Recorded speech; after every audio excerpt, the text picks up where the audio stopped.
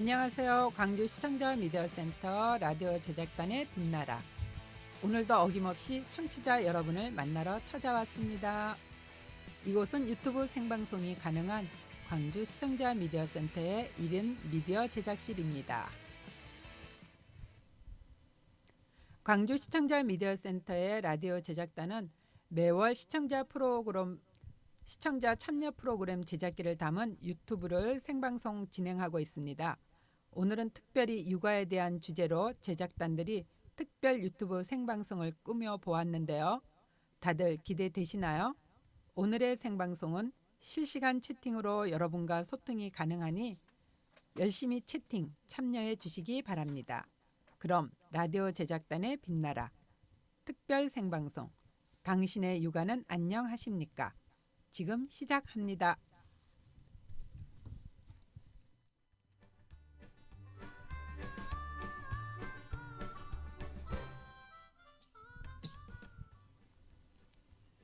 엄마, 나 동창이 있어서 나가봐야 되는데 우리 애 좀 봐주세요.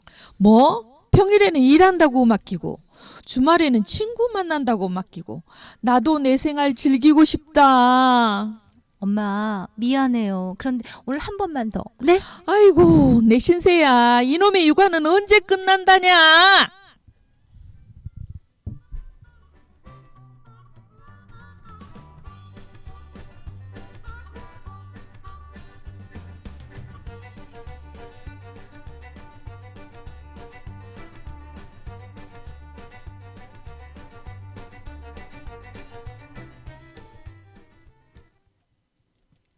당신의 육아는 안녕하십니까?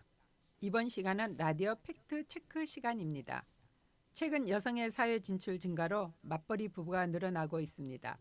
그와 더불어 우리 주변을 보면 자식을 대신하여 손주들을 돌봐주는 황혼 육아를 많이 볼 수 있는데요. 김한규 시민기자 자세히 말씀해 주시죠. 일반적으로 손주가 있는 가구의 절반 이상은 황혼 육아를 경험하게 된다고 합니다. 지난해 통계청 발표에 따르면 2016년 30대 세대주 가계의 맞벌이 비중은 44.6%에 이른다고 하는데요. 젊은 세대가 맞벌이를 지속하려면 어린 자녀를 다른 사람에게 부탁할 수밖에 없다는 것이죠. 당연히 그 대상은 부모님이 되는 경우가 많아지겠죠. 그래서 황혼 육아에 대한 실제 사례들 제작단원의 목소리로 들어보시죠. 난 날마다 오후 3시 되면은 어린이집 갖고 우리 손자 데리고 와갖고 뒤지게 시치고 닦아서 밥 먹여갖고 데리고 놀고 있으면은 딸하고 사이가 딱 퇴근했고 우리 집에 와서 밥만 먹고 지금 애기만 데리고 썩 가본다께.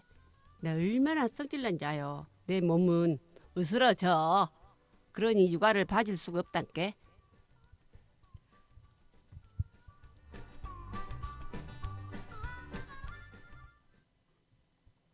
그렇죠. 부모님들도 손주들의 양육에서 벗어나고 싶죠. 부모님들의 인생이 있잖아요. 시민기자 김양규님 이야기 해보시죠. 육아정책연구소가 2015년 11월 부모 500명을 대상으로 설문조사를 실시한 결과 맞벌이 가정의 90.2%가 자녀 양육에 조부모의 도움을 받고 있는 것으로 나타났습니다. 조부모는 손자녀 양육 시간이 일주일에 평균 5.25일로 집계되었습니다. 하지만 10명 중 1명꼴은 주 7일 동안 손자녀를 돌보는 것으로 나타났는데요. 조부모의 양육 시간은 평균 주당 42.5시간으로 근로자의 법정 근로시간인 주당 40시간을 초과한다고 합니다. 그렇다면 황혼 육아에 대한 양육 수고비의 실태는 어떠한지 들어보시죠. 요즘은 또 아들이 저 애기를 봐주라고 해갖고 내가 다니던 직장도 그만뒀어. 아들과 며느리가 야근이라 또 하고 밤늦게 와봐봐. 내가 그놈을 데리고 자다가 또 보듬고 지그 집을 가. 그럼 얼마나 그 모습이 안타까워요. 근데 뭐 돈도 안 줘. 우유값도 안 주고 그냥 또 준다고 해도 영 남살스러워. 차라리 카드나 줬으면 좋겠어. 새끼를 보는 순간은 즐거운디. 황혼 육아는 증가 추세지만 경제적인 보상은 적군요. 그렇다고 대놓고 자식들한테 양육비를 달라고 할 수도 없는 노릇이죠. 이럴 때는 자식들이 알아서 수고하시는 부모님을 챙겨드리면 좋을 것 같아요. 양육비 실태가 어떤지 알아볼까요? 시민 기자 나와주시죠. 트리플 케어 중인 5, 60대의 10가구 중 3가구 정도만이 손주를 돌봐주면서 자녀에게 정기적으로 양육 수고비를 받고 있다고 합니다. 매월 약 55만 원 정도를 받는 부모님들이 많았으며 양육 수고비를 받지 않는 경우도 43.6%에 달했습니다. 자녀들을 생각해서 조부모가 양육비 받기를 꺼리는 경우도 있습니다.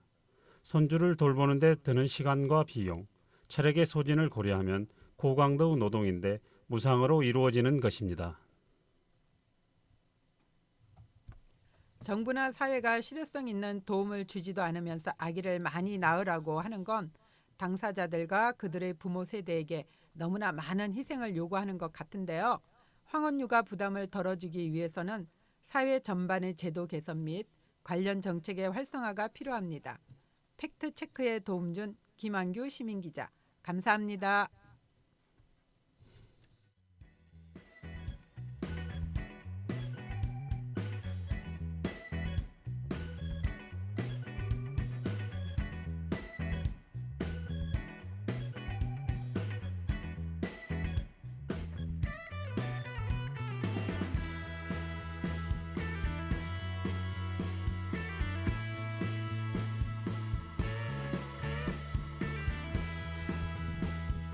라디오 제작단의 빛나라. 당신의 육아는 안녕하십니까? 끝장 토론 시간입니다. 결혼과 자녀 양육 그리고 황혼 육아까지 끝나지 않는 결혼과 육아의 소용돌이 속에서 라디오 제작단 각각의 경험을 바탕으로 사회를 바라보고자 합니다. 안녕하세요. 안녕하세요. 요즘 결혼도 늦게 하지만 자녀 양육 문제도 큰 문제죠. 어떠신가요? 네, 그렇죠. 요즘 자녀들이 나이가 늦게까지 있다가 이제 결혼을 하게 되는데요. 그렇게 결혼을 해서도 독립을 안 하고 부모 밑에서 계속 살아가면서 부모의 등골을 희게 하는 자식들이 많다고 하더라고요. 그렇죠. 전통 사회처럼 대가족 중심의 가족이 구성이 부활되는 것은 아니고 가까이 살면서 아이만 맡기는 뭐 요새 흔하게 말하는 캥거루족이라 그럴까요?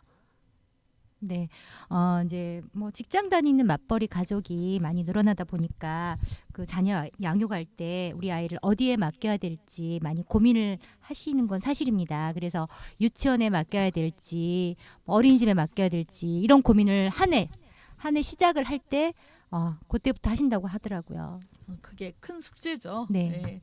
그리고 어머님들이 국공립 유치원에 보내고 싶어하는 어머님들이 많으신가 보더라고요. 그런데 숫자가 한정되어서 경쟁이 치열하다고 하더라고요. 네, 제가 아는 분도 그러는데요. 그 이제 국공립 유치원에 보내기 위해서 그 모집을 할 때는 그 손자 대신에 아침 일찍부터 나가갖고 줄을 서서 대기를 하고 있다고 그래요.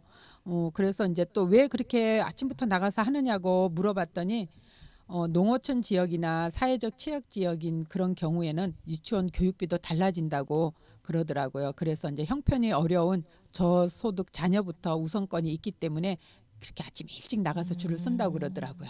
네. 국공립을 확대를 요구하는 학부모님들이 늘어나고 있다고 하던데요. 네. 네, 저 지금 이제 국공립이 점점 이렇게 늘어나고 있는 추세고요.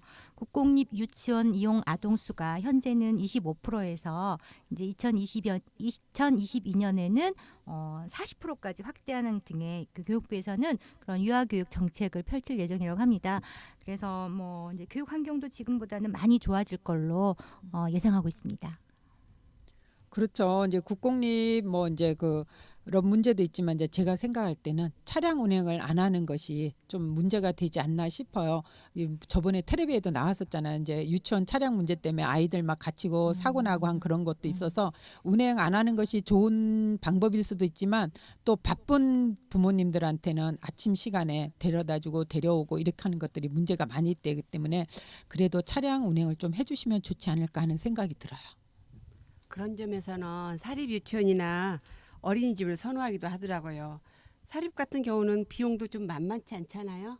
예. 그런데 어렵더라도 그렇게 사립을 보내는 어머님들이 있으시더라고요. 그리고 아이들이 또 정규 교육기관에서 교육을 끝난 후에 또 문제가 되는데 그 문제를 어떻게 지금 해결하고 있나요? 보통 이제 뭐 국공립이나 사립 유치원 이런 곳에 이제 맡기면은 7시 되면은 다들 선생님들도 퇴근하시고 하니까 애들이 집에 가야 되잖아요.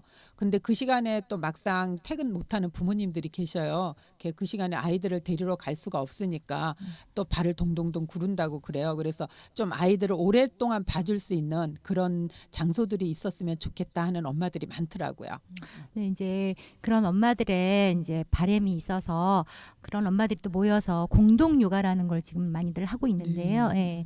뭐 이제 예를 들어서 공동의 육아를 원하는 그런 맞벌이 가족이 5가족, 6가족 모여가지고 월요일에는 이 가족에서 저녁도 먹이고 프로그램도 하고 이런 식으로 진행을 하고 또 그 다음 날은 다른 가정에서 프로그램도 하고 저녁도 먹이고 이런 식으로 돌아가면서 공동의 육아를 하는 그런 겁니다. 그래서 엄마들 사이에서 많이 뜨고 있어요. 인기 있어요. 요즘에. 그 공동육아 참 좋은 방법인데요. 또 그거를 할 수 있는 분들도 있지만 없는 분들도 있잖아요. 그래서 제 생각에는 국가에서 이제 국공립 유치원이나 어린이 유아원 이런 것들을 좀 많이 만들어서 좀 많이 아이들이 갈 수 있는 기회를 제공해 줬으면 하는 바람도 있습니다. 돌봄이 절실한 부모님들은 공동 육아나 이렇게 국가 차원의 안심하고 맡길 수 있는 시설을 바라고 있군요. 백년지 대계의 시작인 유아교육의 정책도 체계화되어서 부모님들이 안심하고 아이들을 키울 수 있는 우리나라가 되었으면 좋겠습니다. 오늘 수고해 주신 이경희, 고미란, 박영숙 선생님 감사합니다. 네, 고맙습니다. 감사합니다.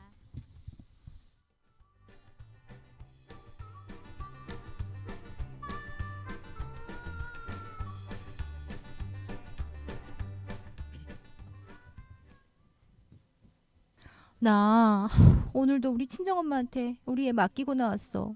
그래도 넌 다행이다. 나는 우리 시어머니 눈치 보면서 내가 맡기고 왔잖아. 이렇게 애들 맡길 데가 없어서 어떡하면 좋니? 그러게 나 그래서 지금 다니고 있는 직장을 그만둬야 되나 안 돼야 되나 고민하고 있어 지금. 아니 어떻게 들어간 직장인데? 그러게. 어휴. 나 그래서 우리 신랑한테 지금 나 그만둘까 하면서 이야기했더니 지금 뭐라 그래서 지금 고민이야. 아휴. 육아에 대한 정부의 정책과 사회 현실, 실제 육아로 인해 난처한 상황에 놓이게 된 여러 사람들의 얘기를 들어보았는데요. 여러분이라면 어떻게 하시겠습니까? 저는 이 질문을 마지막으로 다음 달 첫째 주 월요일에 다시 찾아오겠습니다. 라디오 제작단의 빛나라 특별 생방송 당신의 육아는 안녕하십니까? 이만 마치겠습니다. 생방송 함께해 주신 시청자 여러분 감사합니다. 지금까지 라디오 제작의 이경희, 박영숙, 김항규, 정영숙, 고미란, 제작 지원의 시청자 미디어 재단 강주센터였습니다.